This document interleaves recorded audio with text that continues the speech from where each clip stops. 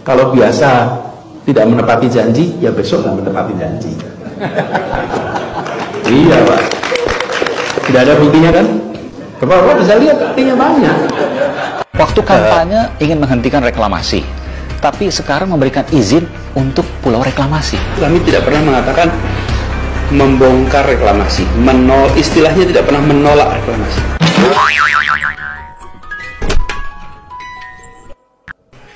Ini saya langsung buka.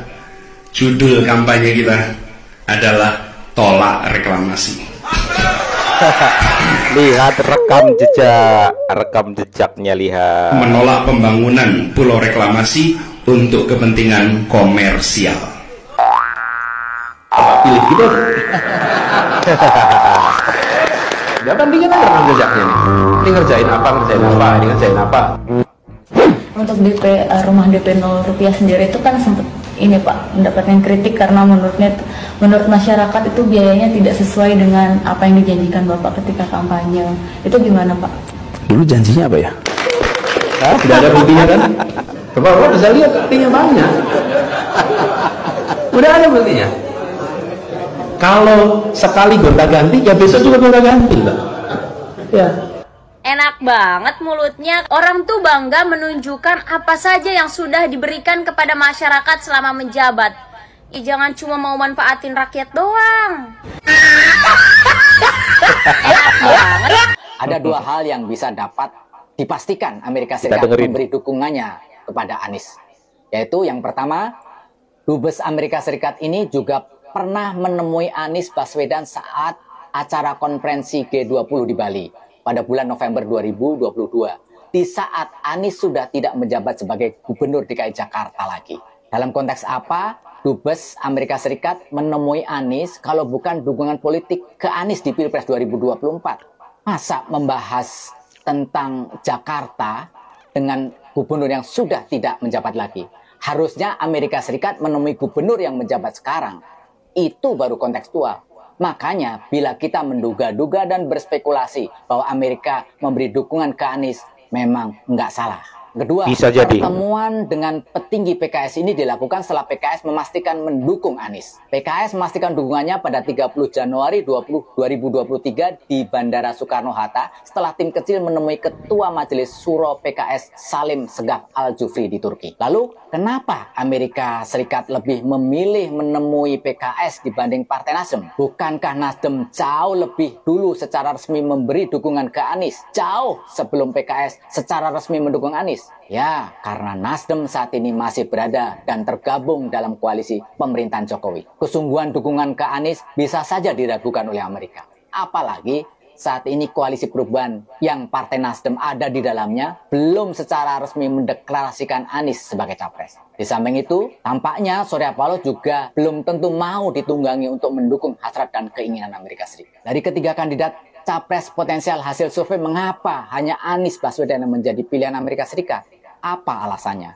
Ya, Anies adalah antitesis Jokowi. Karena Jokowi lebih condong ke Cina dibanding ke Amerika Serikat. Anies lulusan Universitas Maryland dan Universitas Northern Illinois Amerika Serikat. Ini pasti memudahkan proses pendekatan diplomasi dan politik ke Anies. Anies orangnya mudah diatur dan tidak keras kepala seperti Jokowi. Selain itu, Anies juga sangat berambisi menjadi presiden.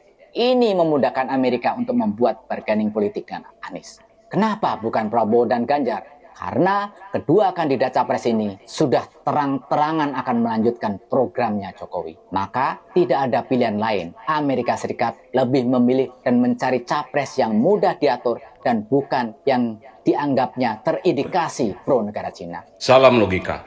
Nyagupnya Salam pakai logika. politik identitas. Basernya tukang sebar hoak. Di belakangnya banyak kaum radikal. OKOC gagal.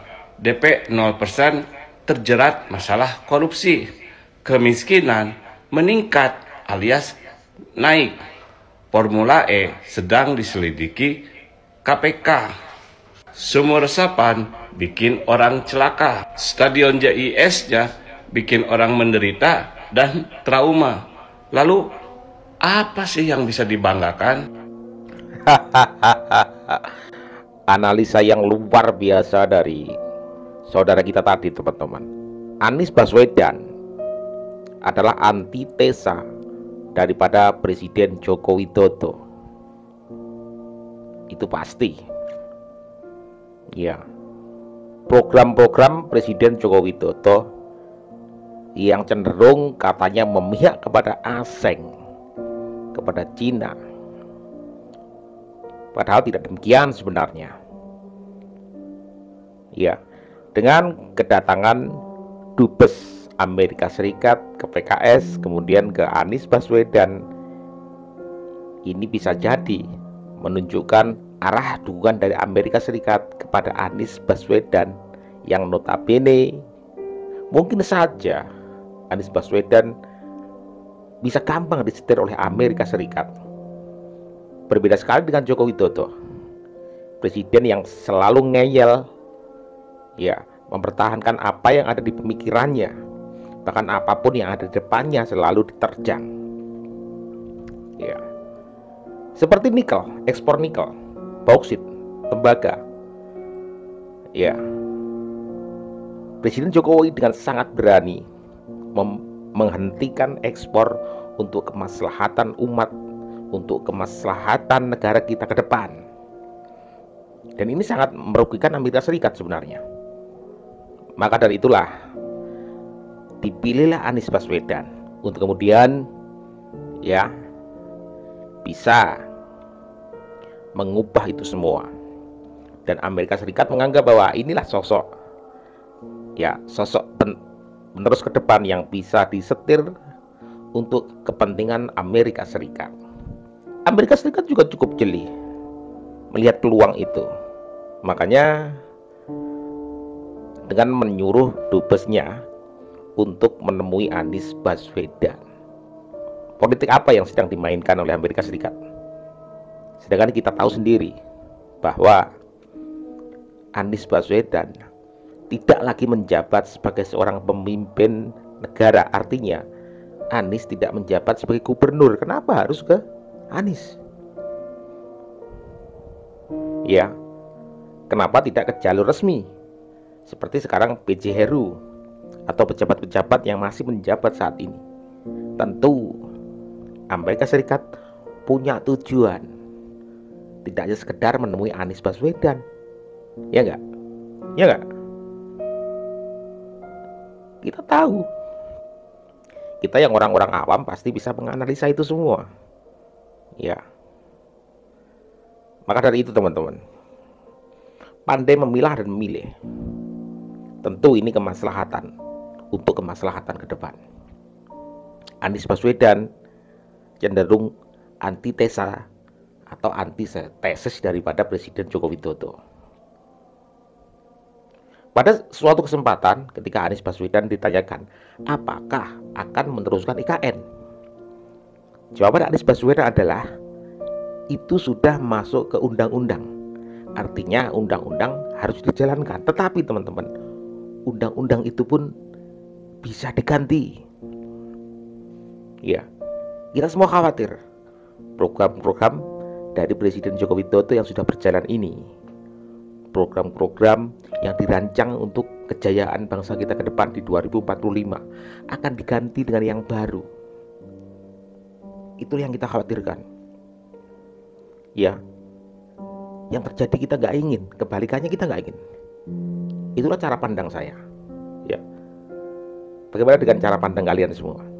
Bagaimana?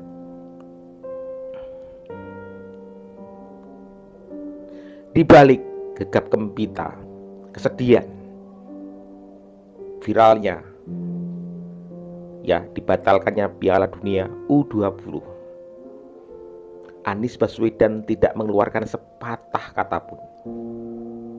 Inilah sedikit kecerdikan daripada Anies Baswedan. Dia tidak mengambil kesempatan itu karena berpengaruh besar kepada dukungan. Blunder yang dilakukan Ganjar Pranowo mungkin saja itu adalah keuntungan dari Anies Baswedan. Makanya Anies Baswedan tidak mengeluarkan sepatah kata pun, tidak berani mengambil sebuah keputusan. Kita lihat, satu, berani mengambil keputusan. Kedua, tidak pernah berani mengambil sebuah keputusan. Ya, ketika Ganjar Pranowo menuai polemik, menuai hujatan karena menolak keras kedatangan timnas Israel U20. Mana kadrun-kadrun? Mana pihak-pihak yang katanya Islam, bela Islam? Mana yang katanya membela Ganjar Pranowo? Nggak ada. Mereka diam 1000 bahasa karena Ganjar ya bukan pilihan mereka. Coba saja ketika Anies, ini akan berbeda. Terima kasih teman-teman, ulasan yang luar biasa dari kawan-kawan kita tadi.